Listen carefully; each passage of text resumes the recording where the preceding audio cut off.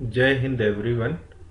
So today we will discuss about the summary of glycolysis. Here we will discuss about the net gain. हम लोग यहाँ glycolysis के सारे reactions को एक साथ देखेंगे और ये देखेंगे कि उस रिएक्शन में हमको नेट गेन क्या हो रहा है। ठीक है, ये बहुत इम्पोर्टेंट है। और कुछ ऐसे टर्म्स आते हैं, जैसे पूछते हैं कि प्राइमिंग क्या होता है, ठीक है, तो कमिटेड स्टेप क्या होता है, तो उनके बारे में हम लोग यहाँ पे डिस्कस करेंगे। तो आइए देखते हैं कि क्या क्या है ग्लाइकोलिसिस। तो ग्लाइकोलिसिस में देखिए यहाँ पे इस चार्ट में आपको दिखाया गया है। तो ग्लाइकोलिसिस में देखेंगे तो ये रिएक्शन कहाँ से स्टार्ट हो रहा है भाई? ग्लूकोज से स्टार्ट हो रहा है ना, नाम ही है। और ये कितने कार्बन की शुगर है? 6 कार्बन की। यहाँ पे देखिए सबसे टॉप पे आपको ग्लूकोज दिख रहा है ना सबको।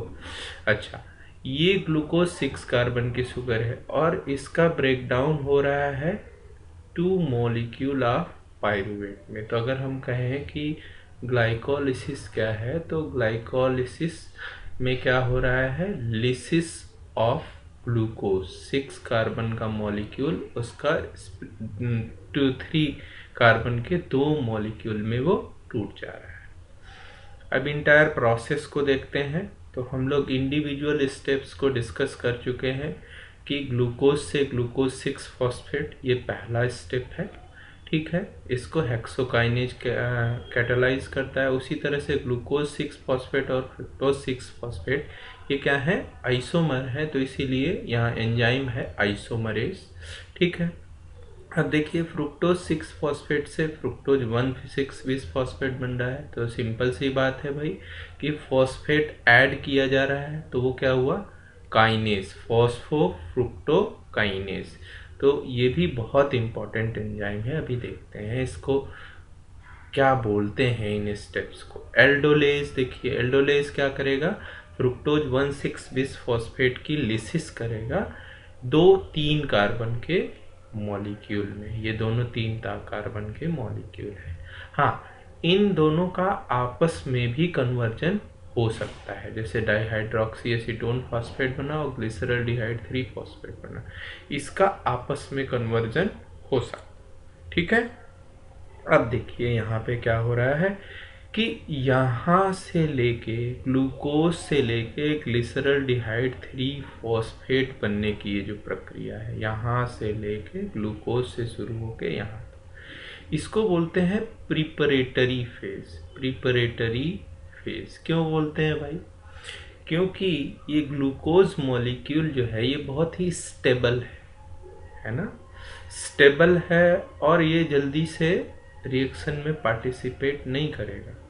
तो इसको क्या किया जाता है? धीरे धीरे धीरे धीरे इसकी फ्री एनर्जी चेंज को बढ़ाया जाता है ना, कि ये उस लेवल तक जा कर सके कि ये जो है एनर्जी प्रोड्यूस कर सके, डिलीवर कर सके, ठीक है। तो ये इतने सारे एंजाइम्स इन्वॉल्व हैं। अब जैसे आपसे पूछा जाए अगर कि ये बताइए कि ये जो प्रिपरेटरी फेज है उसमें कितने एंजाइम्स इन्वॉल्व हैं, तो देखिए 1 2 3 4 5 एंजाइम्स इन्वॉल्व है। कितने एंजाइम्स हैं भाई? 5 एंजाइम्स, है ना। अच्छा, बेसिक स्टेप्स इसमें क्या क्या हो रहे हैं प्रिपरेटरी फेज में? तो प्रिपरेटरी फेज में देखिए कैसा है? First priming reaction. Priming reaction का क्या मतलब है भाई? देखिए कोई भी यूकैरियोटिक सेल हो बच्चों, जैसे मान लीजिए ये एक हमने यूकैरियोटिक सेल बना दिया है ना, और ये इसका न्यूक्लियस है। तो अगर इसके अंदर ग्लूकोज है, तो हम लोगों ने पढ़ा है ट्रांसपोर्ट अक्रॉस द मेम्ब्रेन, तो उसमें हम लोगों ने देखा है कि ग्लूकोज आसानी से मेम्ब्रेन के बाहर जा सकता है और मेम्ब्रेन के अंदर आ सकता है। जिधर भी डाउन हिल होगा उस तरफ उसका मूवमेंट होगा। लेकिन जैसे ही ये फॉस्फोराइलेट हो जाता है, तो जो यूकैरियोटिक सेल है उसके सरफेस पे ऐसा कोई ट्रांसपोर्टर, ध्यान रखिएगा, ऐसा कोई ट्रांसपोर्टर नहीं होता है जो इस ग्लूकोज को इससे बाहर ले आ सके, ठीक है। इसीलिए इसको बोलते हैं फर्स्ट प्राइमिंग रिएक्शन, है ना, इसीलिए इसको बोलते हैं फर्स्ट प्राइमिंग रिएक्शन। और अब इसको आगे पार्टिसिपेट करना है, ठीक है, ग्लाइकोलिसिस में ही, ध्यान रहे। अच्छा, ग्लूकोज 6 फॉस्फेट बना पहले स्टेप में, और ध्यान दीजिए यहाँ क्या हो रहा है, एटीपी लग रहा है, यूटिलाइज हो रहा है, और उसका एक फॉस्फेट फॉस्फोरिल ट्रांसफर रिएक्शन के द्वारा ट्रांसफर कर दिया जा रहा है, ठीक है। अब ये ग्लूकोज 6 फॉस्फेट बना, और ये जो है सबस्ट्रेट होता है पेंटोज फॉस्फेट पाथवे के लिए, ठीक है, ये सबस्ट्रेट होता है पेंटोज फॉस्फेट पाथवे के लिए, और यही फिर न्यूक्लियोटाइड बायोसिंथेसिस के लिए चला जाएगा। तो ये बहुत इंपॉर्टेंट है, इसको आप ध्यान में रखिएगा, ठीक है। अच्छा, नेक्स्ट रिएक्शन क्या हुआ, ग्लूकोज का कन्वर्जन कर दिया गया किसमें, फ्रुक्टोज 6 फॉस्फेट, है ना, आइसोमरेज है एंजाइम। इसके बाद क्या हो रहा है, ये देखिए, ये बहुत इंपॉर्टेंट है, फ्रुक्टोज 1 PFK1।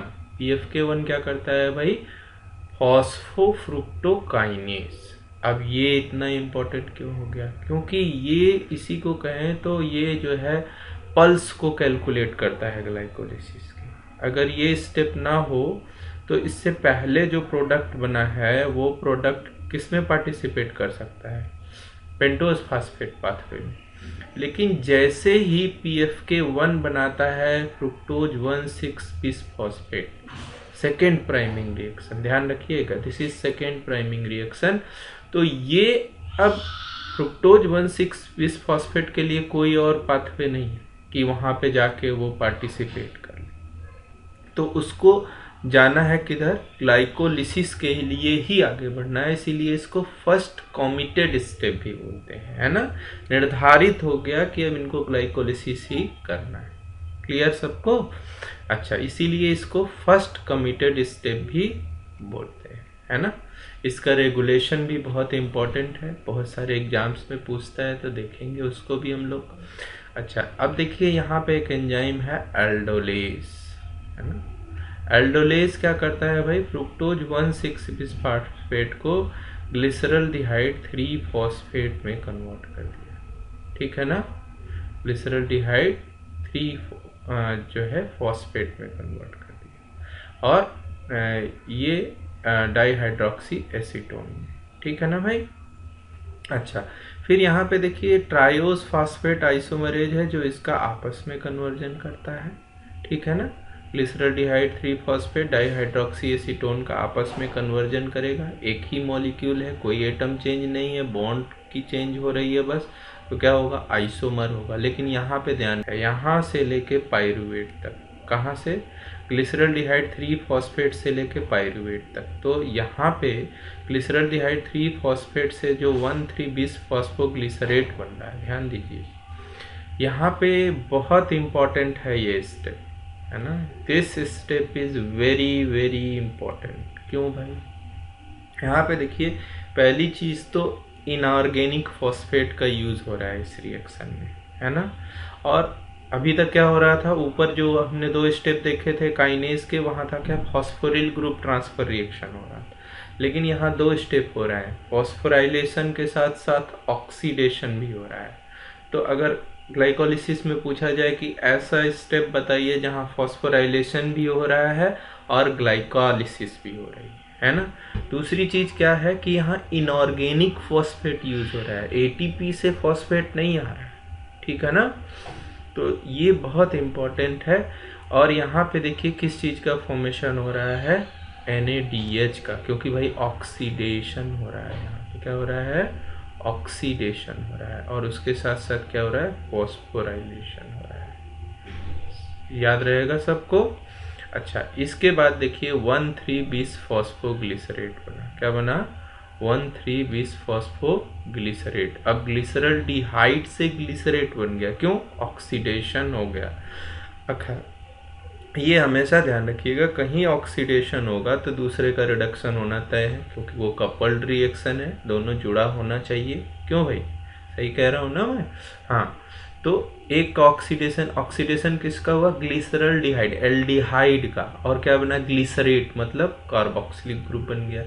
तो दूसरी तरफ रिडक्शन भी होना चाहिए, तो NaDH क्या करता है? NaDH क्या करेगा? इलेक्ट्रॉन और प्रोटॉन को ले लेगा, जिसकी वजह से उसका क्या हो जाएगा? रिडक्शन। लेकिन अब यहाँ से हम लोगों को क्या ध्यान रखना है, वो बहुत इंपॉर्टेंट है। क्या ध्यान रखना है भाई? तो देखिए, यहाँ से हमारे पास 2 मॉलिक्यूल ना बन गए, 2 मॉलिक्यूल बन गए। ग्लूकोज 6 कार्बन का था, अभी हमारे पास 3 कार्बन के 2 हैं। तो एक ग्लिसरल डिहाइड से तो एक NaDH प्रोड्यूस हुआ, तो 2 से कितना होगा? 2। ये तो सिंपल मैथमेटिक्स है भाई, इतना याद रहेगा सबको। अच्छा, इसके बाद देखिए, इसके बाद क्या होता है? 1,3-बिसफॉस्फोग्लिसरेट। अगेन ये दिस इज वेरी इंपॉर्टेंट। क्यों इंपॉर्टेंट है अब समझ में आएगा। अभी तक हम क्या कर रहे थे? मॉलिक्यूल को एक्टिवेट कर दे रहे, एक्टिवेट कर रहे, उसकी फ्री एनर्जी चेंज अब इतनी हो गई है कि जो फॉस्फोरल ग्रुप है उसको ट्रांसफर कर सकता है किसके ऊपर? ATP के ऊपर। जनरली क्या होता है? ATP का ब्रेकडाउन होता है ADP और फॉस्फेट।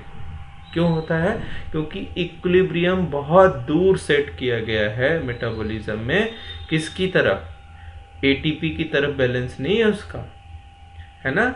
इसलिए क्या होता है? आसानी से ATP एनर्जी दे देता है। यहाँ पे क्या हो रहा है? 1,3-बिसफॉस्फोग्लिसरेट का फ्री एनर्जी चेंज जब आप देखेंगे तो वो जो है ATP से भी ज़्यादा है। तो वो एनर्जी अब वो डायरेक्टली ट्रांसफ़र करेगा किसके ऊपर? ADP के ऊपर, एक्टिवेटेड फॉस्फोराइल ग्रुप को ट्रांसफ़र कर देगा। तो इस तरह के रिएक्शन को बच्चों बहुत इंपॉर्टेंट है, याद रखिएगा। इसको बोलते हैं सबस्ट्रेट लेवल फॉस्फोराइलेशन। डायरेक्ट एक सबस्ट्रेट को फॉस्फोराइलेट कर दिया जा रहा है। ये तभी पॉसिबल है जबकि उस मॉलिक्यूल का जो फ्री एनर्जी चेंज है वो ATP से ज़्यादा ऊर्जा दे। ठीक है, तो ये सबस्ट्रेट लेवल फॉस्फोराइलेशन का एग्जाम्पल है। पूछा जाता है what is substrate level phosphorylation. अच्छा, उसके बाद देखिए बना 3-फॉस्फोग्लिसरेट। 1,3 था तो उसमें से एक फॉस्फेट तो ATP बन गया। अगेन अब यहाँ पे मैं बार बार इस चीज़ को इंडिकेट कर रहा हूँ कि यहाँ 2 मॉलिक्यूल था तो यहाँ पे भी 2 मॉलिक्यूल होगा, तो कितने ATP बनेंगे भाई? 2। अच्छा, नेक्स्ट में देखिए, 3-फॉस्फोग्लिसरेट से 2-फॉस्फोग्लिसरेट बन रहा है, मतलब फॉस्फेट ग्रुप को थर्ड पोजीशन से कहाँ पहुँच गया? सेकेंड पोजीशन पे। तो ये कोई भी जान रहा है जो हमारा स्टूडेंट है कि ये आइसोमर्स हैं, तो यहाँ पे एंजाइम कौन सा होगा? आइसोमरेज होगा। नेक्स्ट देखिए, नेक्स्ट स्टेप में क्या हो रहा है भाई? यहाँ नेक्स्ट स्टेप में हम लोग यहाँ देखेंगे तो यहाँ इनोलेज एंजाइम है जो इसमें से एक वाटर मॉलिक्यूल को निकाल दे रहा है। एक वाटर मॉलिक्यूल, क्योंकि 2 मॉलिक्यूल हैं तो कितने निकलेंगे भाई? 2 वाटर मॉलिक्यूल। ठीक है, तो यहाँ पे डिहाइड्रेशन हो रहा है, इसीलिए इनऑल बन जाता है, फॉस्फो इनॉल पायरुवेट। अब ध्यान दीजिए, अगेन इसकी फ्री एनर्जी क्या है? बहुत ज़्यादा है, मोर देन ATP। तो यहाँ पे भी कौन सा फॉस्फोराइलेशन होगा? Substrate level phosphorylation. ठीक है, अब आइए देख लेते हैं कि ओवरऑल रिएक्शन क्या हो रहा है पूरे ग्लाइकोलाइसिस में और क्या बन रहा है, हमको क्या मिल रहा है एक्चुअल में। तो देखिए, नेट गेन देखेंगे जब ग्लाइकोलाइसिस का आप, तो नेट गेन में देखिए क्या हो रहा है। ग्लूकोज लिया आपने, 2 ATP लगा प्रिपरेटरी फेज में भाई। देखिए हमने यहाँ प्रिपरेटरी फेज लिख दिया है, तो प्रिपरेटरी फेज में 2 स्टेप में 2 ATP लगा। ठीक है, अच्छा, उसके बाद देखिए क्या बन गया? पे ऑफ फेज में क्या हो रहा है? 2 इनऑर्गेनिक फॉस्फेट लगे, 2 NaDH। अब यहाँ जो भी चीज़ें होंगी 2-2 होंगी, प्रिपरेटरी फेज में एक ही था। ठीक है ना, यहाँ पे 2 ADP और 2 ADPA और 2 पायरुवेट। ठीक है, ये आपको लगा। अब उससे बनेगा क्या?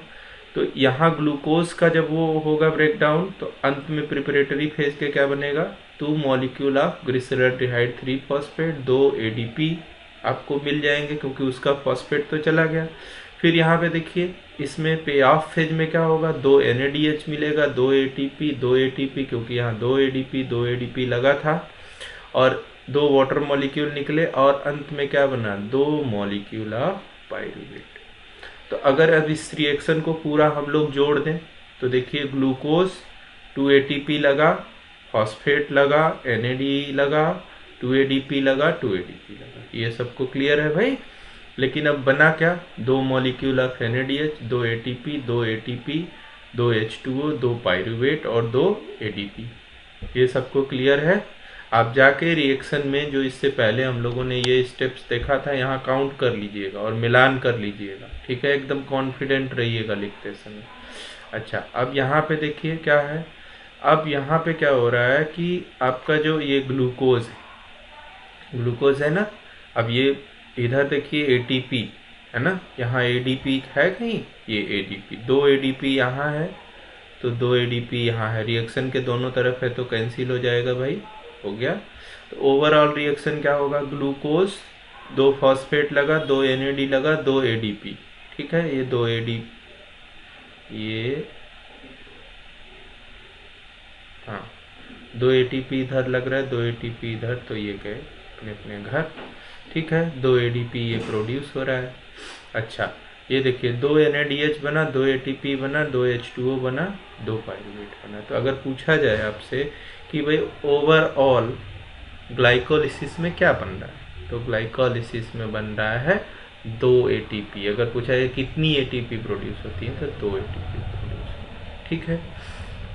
और कितने NADH, तो 2 NADH भी प्रोड्यूस होंगे। ये NADH वाला स्टेप बहुत इंपॉर्टेंट है ना, इसको हम लोग आगे भी डिस्कस करेंगे जब लैक्टेट के बारे में डिस्कस करेंगे, मसल में लैक्टेट मेटाबॉलिज्म को डिस्कस करेंगे, या फिर कैंसर सेल में वार्बर्ग इफेक्ट को जब डिस्कस करेंगे तो, है ना, कि कैसे एक कैंसर सेल पूरी तरह से लगभग शिफ्ट हो जाती है किस पे, ग्लाइकोलिसिस पे, ठीक है। तो अगर हम कहें तो यहाँ पे ग्लूकोज 2 मॉलिक्यूल ऑफ पायरूवेट हमको मिला, 2 ATP मिला, 2 NADH मिला और 2 मॉलिक्यूल ऑफ वाटर मिला, ठीक है। तो आई होप कि आपको ये नेट गेन और जो ग्लाइकोलिसिस का एक समरी है वो समझ में आया होगा, और इंडिविजुअल स्टेप्स को आप जाके देख सकते हैं और उसको फिर से रिकॉल करके इस नोट्स के अंदर उनको ऐड कर सकते हैं कि किस रिएक्शन में कौन सा इंटरमीडिएट है। ये बहुत इंपॉर्टेंट होने वाला है क्योंकि किसी भी एग्जाम में आप जाएंगे ये ज़रूर आपसे पूछा जाएगा। Thank you everyone.